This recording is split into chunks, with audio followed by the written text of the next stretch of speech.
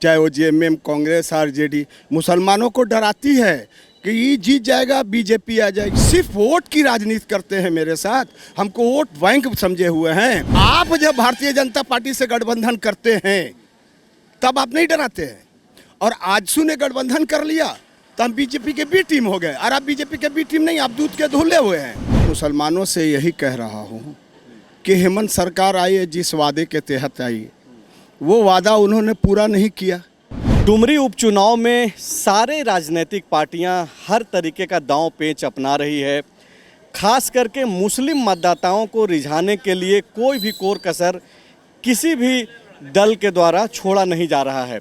इस वक्त तस्वीर में आप देख रहे होंगे कि नजरुल हसन हाशमी हमारे साथ हैं और कई दूसरे जो आजसू पार्टी के कार्यकर्ता हैं वो लगातार कैंपेन कर रहे हैं, और कोशिश यही है कि कैसे मुस्लिम मतदाताओं को जो है अपनी ओर रिझाएं। लेकिन एक मुश्किल है, एक चुनौती है कि एनडीए की तरफ मुसलमानों को मोड़ना, तब जबकि आजसू के साथ बीजेपी का गठबंधन है। ऐसे में एक चुनौती तो है, लेकिन तकरीबन 50,000 से ज़्यादा का वोट है डुमरी में, और काफ़ी निर्णायक माने जा रहे हैं मुस्लिम मतदाता। सबसे पहला सवाल ये है कि जब आप जा रहे हैं आजसू के नाम पे वोट मांगने, आपके साथ बीजेपी भी जुड़ी हुई है, तो मुसलमानों के भीतर एक थोड़ा संकोच आ जाता है कि भाई बीजेपी भी है, बीजेपी से उस तरीके का अपने जुड़ाव नहीं देख पाता है मुसलमान। इसके बावजूद कैसे आप जोड़ने में लगे हुए? बहुत बहुत आपके चैनल को धन्यवाद संजय भाई। मैं जब जा रहा हूँ तो हमारे अल्पसंख्यक भाई मेरी बहुत स्वागत कर रहे हैं।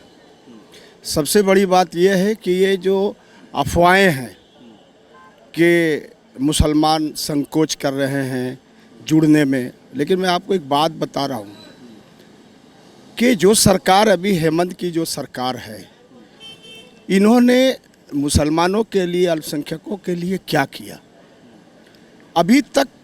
अगर आप जब जाएंगे ग्राउंड पे, जब आप गांव में जाएंगे, ग्रामीण क्षेत्र में जब जाएंगे, तो मुसलमानों का बहुत खस्ता हाल है। और यहाँ के लोग भले संकोच कर रहे हैं, चूँकि यहाँ दबंगई रही है, लोगों को डराया गया, धमकाया गया, लोग डरते थे। लेकिन इस बार के चुनाव में लोगों के दिलो दिमाग से डर, भय, दहशत, खौफ ख़त्म हो गया है। दूसरी बात यह है कि मुसलमान हमें समर्थन दे रहे हैं। आपको 5 तारीख को मतदान है, 8 तारीख को मतगणना है। आपको उस दिन पता चल जाएगा कि क्या बोल रहे हैं आप। जब जा रहे हैं तो पार्टी के बारे में, अपने नेता के बारे में क्या ऐसी बातें बता रहे हैं जिससे मुस्लिमों को लग रहा है कि नहीं एक विकल्प हो सकता है आजसू? देखिए, मैं मुसलमानों से यही कह रहा हूँ कि हेमंत सरकार आई है, जिस वादे के तहत आई वो वादा उन्होंने पूरा नहीं किया। उन्होंने कहा था कि हम अल्पसंख्यक कल्याण बोर्ड का गठन करेंगे, जो उनके मैनिफेस्टो में, जो उनके जिस पर उन्होंने चुनाव लड़ा। अभी तक मदरसा बोर्ड का गठन नहीं हुआ, अभी तक अल्पसंख्यक आयोग का गठन नहीं हुआ, अभी तक अल्पसंख्यक वित्त विकास निगम का गठन नहीं हुआ, अभी तक सुन्नी वक्फ बोर्ड का गठन नहीं हुआ, अभी तक उर्दू बोर्ड का गठन नहीं हुआ।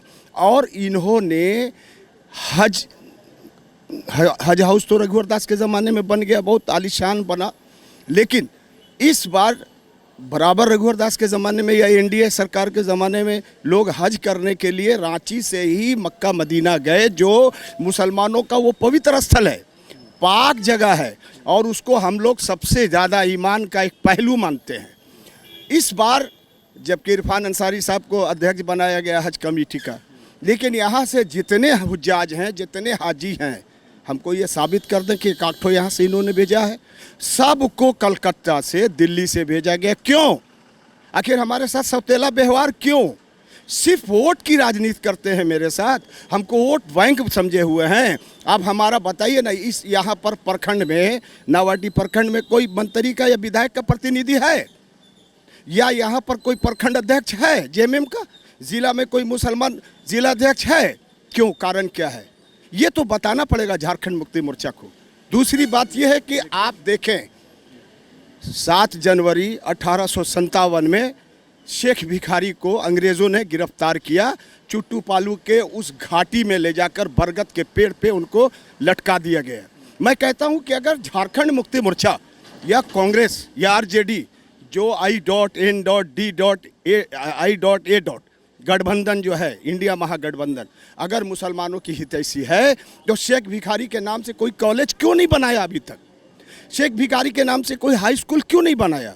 और उसके बाद जो है उनके नाम से कोई सड़क मार्ग का नाम रख दिए होते, चौक चौराहे पे उनका नाम रख ठीक है कि ये सब आप गिना रहे हैं बातें, लेकिन क्या कोई वाकई में समझ पा रहा है? 10 दिन से मैं भी पूरे डुमरी में लगातार कवर कर रहा हूँ, स्टोरी कर रहा हूँ, लेकिन मुद्दे तो कुछ है नहीं। सीधे स्पष्ट सा है कि भाई मुस्लिम ये सोच रहा है कि अगर हम इसको वोट दे देंगे तो फलाना जीत जाएगा, तो हमको फलाना को हराना है तो इसलिए इसे वोट दें, क्योंकि नाम नहीं ले सकते हैं हम लोग। लेकिन पब्लिक और जो दर्शक हैं वो सारा कुछ समझ रहे हैं। तो आप जब जा रहे हैं तो ये जो डर का माहौल जो आप बता रहे हैं कि जेएमएम के कारण एक डर का माहौल था मुसलमानों के बीच में, लेकिन जो आम जो मुसलमान है वो तो बीजेपी से ज़्यादा अपने आप को डरा हुआ महसूस करता है। आप लोग डरवाते हैं ना, ये दल, चाहे वो जेएमएम, कांग्रेस, आरजेडी, मुसलमानों को डराती है कि ये जीत जाएगा, बीजेपी आ जाएगी। हम आपसे एक बात जानना चाहते हैं, क्या झारखंड मुक्ति मोर्चा या माननीय मुख्यमंत्री हेमंत सोरेन जी 2009 में भारतीय जनता पार्टी की जब सरकार बनी थी, अर्जुन मुंडा मुख्यमंत्री थे, तो क्या हेमंत सोरेन 28 महीना उप मुख्यमंत्री नहीं थे? इनके पार्टी के एक विधायक सुधीर महतो जो जमशेदपुर से आते हैं, क्या वो 28 महीना उप मुख्यमंत्री नहीं थे? मैं आपसे जानना चाहता हूं, जब अटल बिहारी वाजपेयी की सरकार दिल्ली में बनी थी तो आदरणीय शिबू सोरेन जी भारत सरकार में कोयला मंत्री नहीं थे, ममता बनर्जी रेल मंत्री नहीं थी। मतलब आप ये बोल रहे हैं कि अगर जेएमएम के लोग ये तर्क दे रहे हैं कि बीजेपी के आने के बाद डर का माहौल बन जाएगा, तो आप ये बोल रहे हैं कि झामुमो वाले तो बीजेपी के साथ सरकार में रहे हैं, सरकार बनाते रहे हैं। बिल्कुल, ये तो ऑन रिकॉर्ड है, मैं तो कोई अपने तरफ से बोल नहीं रहा हूँ, तो ऑन रिकॉर्ड है, दुनिया जान रही। फिर आप जब भारतीय जनता पार्टी से गठबंधन करते हैं तब आप नहीं डराते हैं, और आजसू ने गठबंधन कर लिया तो हम बीजेपी के बी टीम हो गए, और आप बीजेपी के बी टीम नहीं, आप दूध के धुले हुए हैं। मैं कहता हूँ कि आप मुसलमानों के एजुकेशन की बात क्यों नहीं करते हैं? मुसलमानों के तालीम की बात क्यों नहीं करते हैं? मुसलमानों के लिए एक स्कूल कॉलेज क्यों नहीं बनाते हैं? आपकी सरकार है, जो संवैधानिक चीज़ है आयोग, वो अभी तक आपने बनाया नहीं, तो दूसरी चीज़ पर आपसे क्या उम्मीद हम रखेंगे कि आप मेरे लिए काम करेंगे? आखिर में ये बताइए कि क्या डुमरी में मुसलमान जो आप मेहनत कर रहे हैं उसका फल आपको मिलेगा, वोट मिलने जा रहा है, या फिर इस जो एक परसेप्शन क्रिएट करने की कोशिश है वो सिर्फ सड़क पे ही दिखेगा? देखिए, अपार समर्थन है, और इस बार आपने स्लोगन सुना होगा हमारे आदरणीय सुप्रीमो सुदेश कुमार महतो का, चुपचाप केला छाप। और मैं आपको बता रहा हूं कि ऐतिहासिक जीत 8 तारीख को होगी, और आप उस जश्न में देखेंगे हर समुदाय, हर वर्ग, हर समाज के लोग मौजूद रहेंगे। उस दिन आपको समझ में आ जाएगा कि मुसलमानों का अपार समर्थन यशोदा देवी के साथ और एनडीए कैंडिडेट के साथ है कि नहीं है।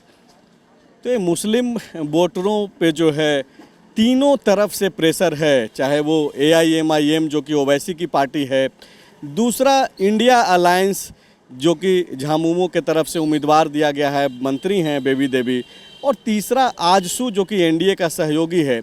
तीनों तरफ से बराबर का दबाव मुस्लिम मतदाताओं पर दिया जा रहा है, और ये तर्क भी दिया जा रहा है कि फलाने वजह से मुसलमान जो है हमारे समर्थन में हैं। हालांकि जब 8 तारीख को मत की पेटी खुलेगी और जब रिजल्ट निकल करके आएगा तभी स्पष्ट हो पाएगा कि मुसलमान जो पिछले दफ़ा 2019 के चुनाव में AIMIM के साथ एक बड़ा सा चंक चला गया था, तकरीबन 24,000 वोट ओवैसी के पार्टी के उम्मीदवार जो कि इस बार भी हैं अब्दुल मोबिन रिजवी, उन्हें आया था, उनको कितना वोट मिलता है और दूसरों में कितना वोट बंट पाता है। शुक्रिया।